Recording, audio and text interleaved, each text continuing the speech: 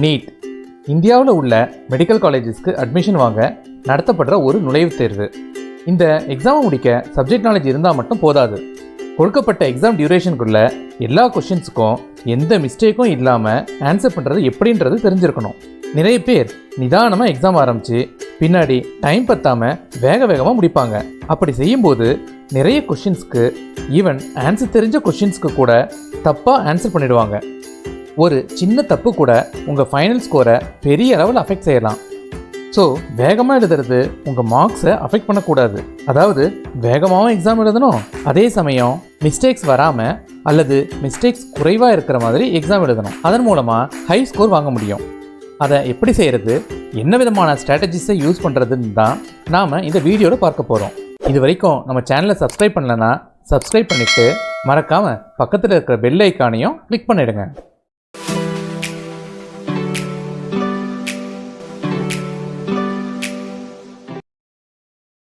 Tip 1.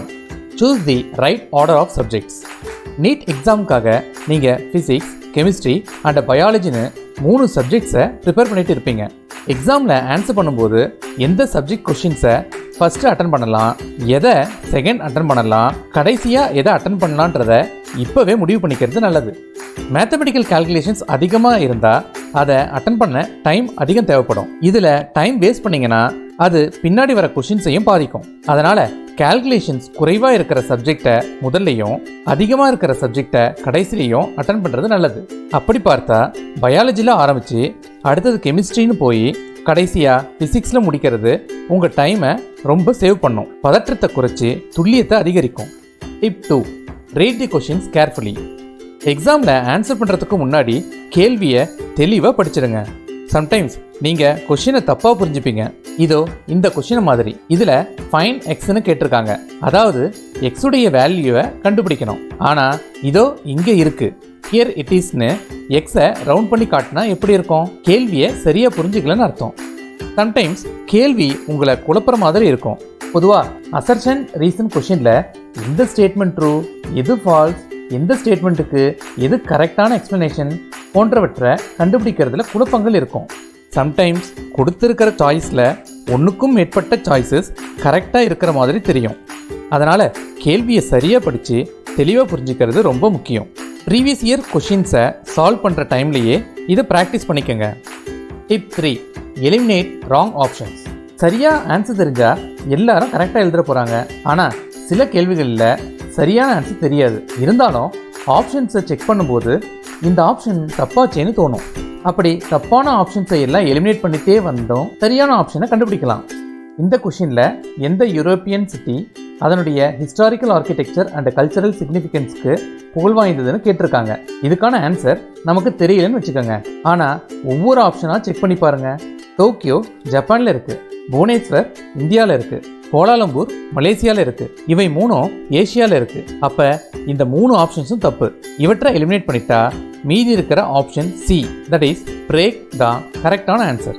இப்படி நிறைய பேர் இந்த மெத்தடில் மார்க்ஸ் ஸ்கோர் பண்ணியிருக்காங்க. ஆனால் இது எல்லா கொஷின்ஸ்க்கும் சூட் ஆகாது.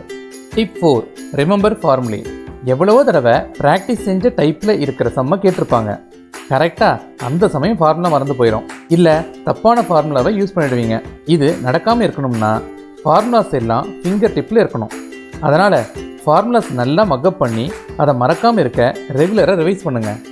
ஃபார்முலாஸை இது போன்ற ஃபார்முலா ஷீட்டில் எழுதியோ டைப் பண்ணியோ பிரிண்ட் அவுட் எடுத்து வச்சுக்கலாம், அல்லது இது போன்ற ஃப்ளாஷ் கார்ட்ஸில் எழுதி வச்சுக்கலாம். இந்த ஃபார்முலா ஷீட் அண்ட் ஃப்ளாஷ் கார்ட்ஸை சுவத்தில் ஒட்டி வச்சு அதை டெய்லி பார்த்து படித்து ப்ராக்டிஸ் பண்ணுங்கள். ஃபார்முலா தான் கிடையாது, symbols, notations, units, diagrams, definitions, laws போன்றவற்றை கூட எழுதி வச்சு டெய்லி ரிவைஸ் பண்ணலாம். எக்ஸாம் டைமில் ஃபார்முலாவை மறந்து போய் அதை யோசிச்சே டைம் வேஸ்ட் பண்ணவங்க பல பேர். அந்த லிஸ்ட்டில் நீங்கள் வராமல் இருக்க இது போல் எழுதி வச்சு ரெகுலராக படிங்க. டிப் 5. Time management. எக்ஸாம் டியூரேஷனுக்குள்ளே எக்ஸாமை முடிக்கிறது ரொம்ப முக்கியம். அதுக்கு டைம் மேனேஜ்மெண்ட் தெரிஞ்சிருக்கணும். நீட்டில் மொத்தம் 200 கொஷின்ஸ், ஃபிசிக்ஸில் 50 கொஷின்ஸ், கெமிஸ்ட்ரியில் 50 கொஷின்ஸ் அண்ட் பயாலஜியில் 100 questions. Available time 3 hours 20 minutes. இந்த டைமை ஸ்ப்ளிட் பண்ணி ஒவ்வொரு சப்ஜெக்ட்டுக்கும் கரெக்டாக அலாட் பண்ணிக்கணும்.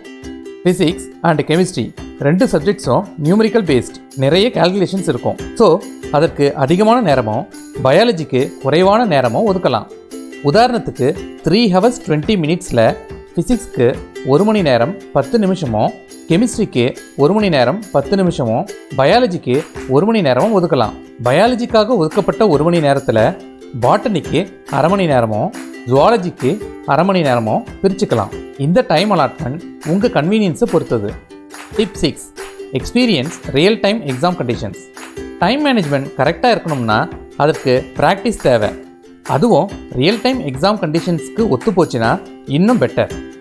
ஸோ ப்ரீவியஸ் இயர் கொஷின் பேப்பரை எந்த புக்ஸும் ரெஃபர் பண்ணாமல் ஒரு ரியல் டெஸ்ட்டை அட்டன் பண்ணுற மாதிரி பண்ணுங்கள். அதுவும் 3 hours 20 minutesக்கு டைமரை செட் பண்ணிவிட்டு அதுக்குள்ளே முடிக்க பாருங்கள். இந்த எக்ஸ்பீரியன்ஸ் இன்னும் பர்ஃபெக்டாக கிடைக்க ஆன்லைன் அல்லது ஆப்ஸில் கிடைக்கிற மார்க் டெஸ்ட்ஸை அட்டன் பண்ணலாம்.